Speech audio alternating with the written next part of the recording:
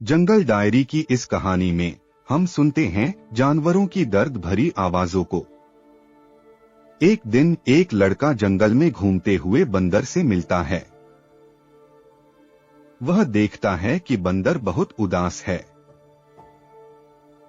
लड़का पूछता है, बंदर भाई, आप इतने उदास क्यों हैं?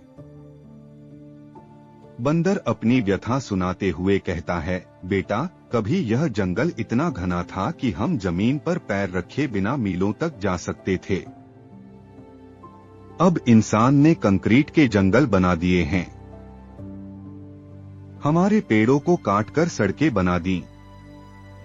अब हमें फल नहीं मिलते और जब हम भूख मिटाने शहर जाते हैं तो लोग हमें पत्थर मारते हैं।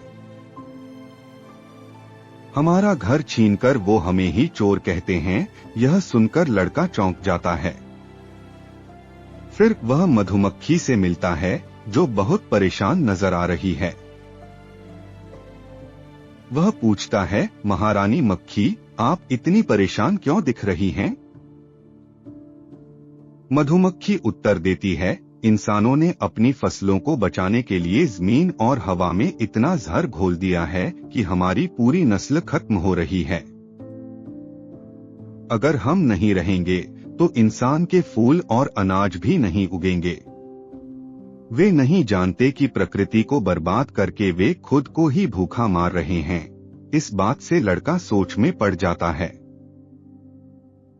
आगे बढ़ते हुए वह चिंपांजी और गोरिल्ला से मिलता है। चिंपांजी कहता है, हम इंसानों के सबसे करीब हैं, फिर भी वो हमें नहीं समझते। जंगल कटने से हमारे परिवार बिखर गए हैं।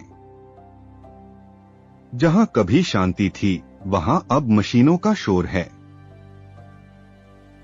गोरिल्ला उस पर अपनी नाराजगी प्रकट करते हुए कहता है, इंसान कहता है कि वह बहुत तरक्की कर गया है।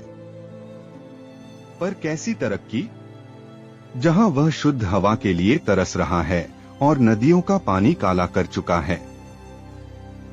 हम तो आज भी अपनी मर्यादा में रहते हैं, पर इंसान अपनी जरूरत से ज्यादा लालच में अंधा हो गया है।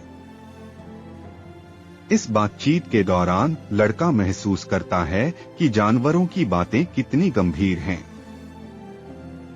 ये सिर्फ उनकी शिकायतें नहीं हैं, बल्कि हमारी आने वाली पीढ़ी के लिए एक चेतावनी भी है। इस कहानी का एक गहरा संदेश है। यह हमें सोचने पर मजबूर करता है कि कैसे हम अपने पर्यावरण का नुकसान कर रहे हैं। सबसे पहले हमें समझना होगा कि आवास का विनाश केवल पेड़ों के गिरने तक सीमित नहीं है। जंगल के कटने से हजारों जीवों का घर छिन जाता है।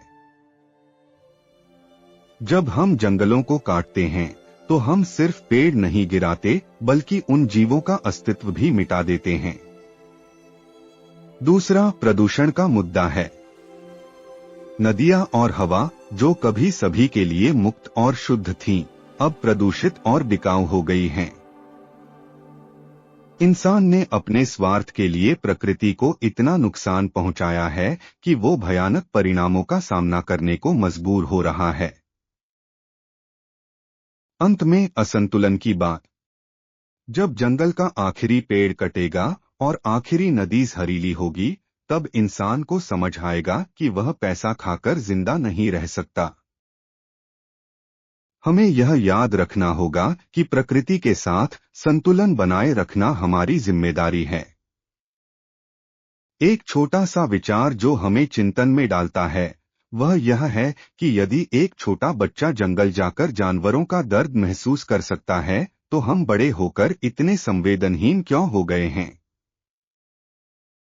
क्या हम आने वाली पीढ़ी को सिर्फ धूल और धुआं देकर जाना चाहते हैं? यह सवाल हमें जागरूक करने का अवसर देता है। हमें अपनी धरती और उसके जीवों की रक्षा करनी होगी। यह हमारी जिम्मेदारी है कि हम पर्यावरण में संतुलन बनाए रखें और जानवरों के दर्द को समझें।